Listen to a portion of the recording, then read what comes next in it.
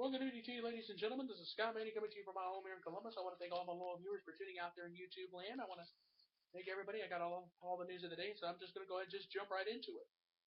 The Cleveland Indians were 2-0 winners tonight as Cleveland's new ace pitcher, Corey Kluber, pitched a three-hit shutout and outdueled Felix Heredia. So congratulations to the Indians for that.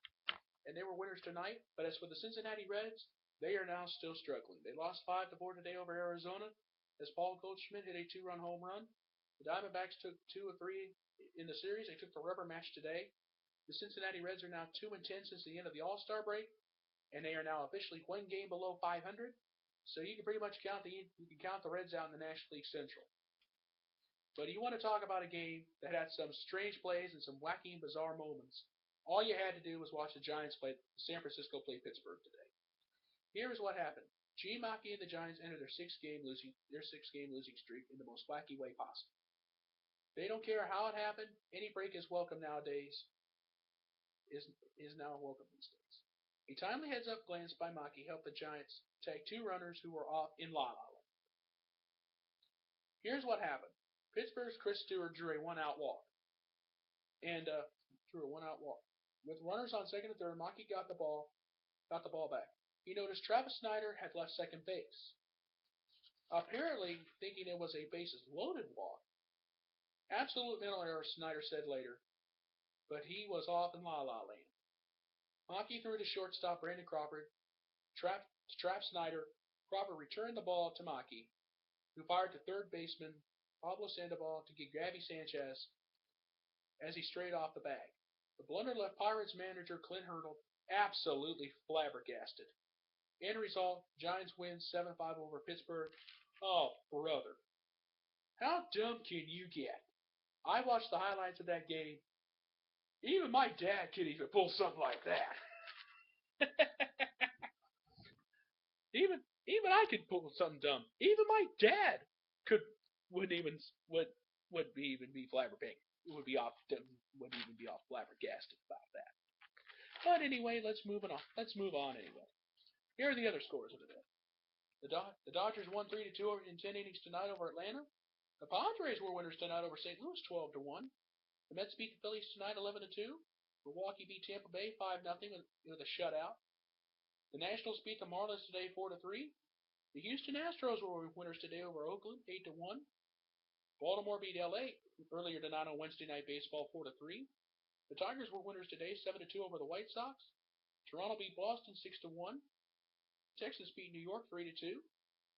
The Rockies beat the Cubs 6-4 in 10 innings tonight, and the Royals were winners tonight over Minnesota 3-2. So here are the way things stand right now in Major League Baseball. The American League, the AL East, Baltimore leads Toronto by 2.5 games. The Central Division, the Tigers lead the Royals by 5, and out west, despite their 8-1 loss tonight, Oakland still has the best record in baseball, and they lead 2.5 over the LA Angels. So here's the way things look in the National League right now. The Nationals lead the Braves by 1.5 games. Out in the Central, the Brewers lead the Pirates by 2, and out west, the Dodgers lead the Giants by 3. So that's the way things stand right now. I'm going to have more information later on. We'll see how everything goes from there. And I may be making some changes to my picks on who wins each division. So stay tuned.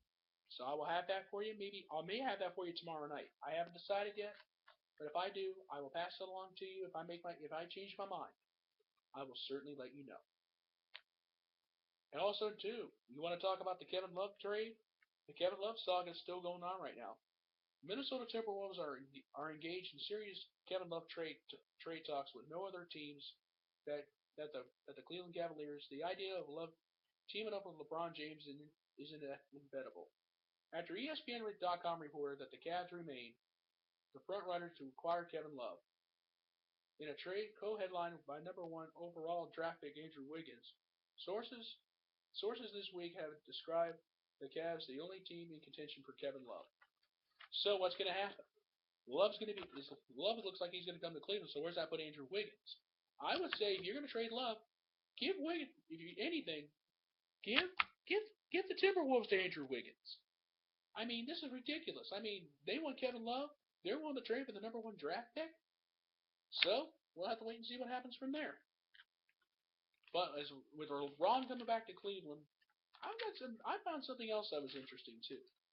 Despite the fact that LeBron has left Miami, Pat Riley says he will be fine.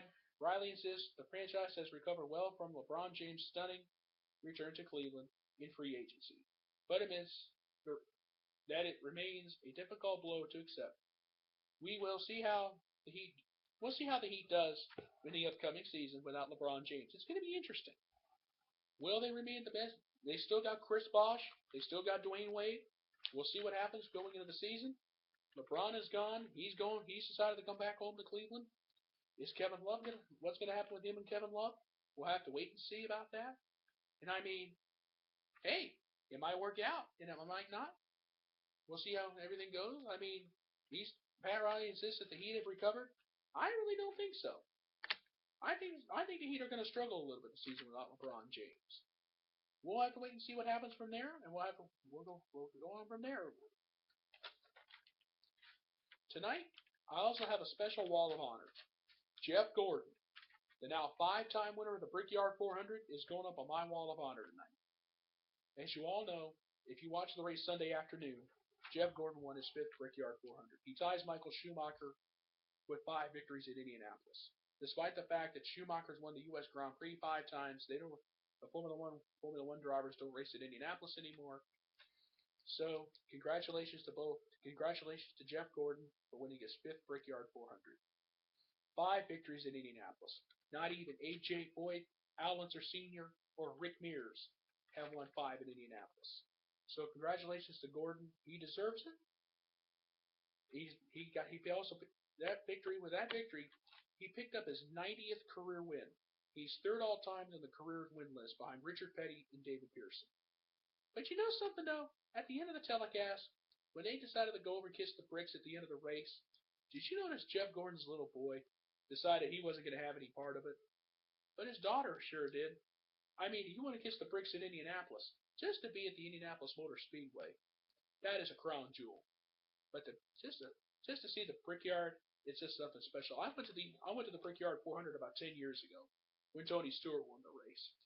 I mean, 400,000 race fans at the Indianapolis Motor Speedway on a weekend. But when I went about 10 years ago, it was hot, it was miserable, the sun was out, and when I came back home to Columbus a couple of days later, I was fried like a lobster.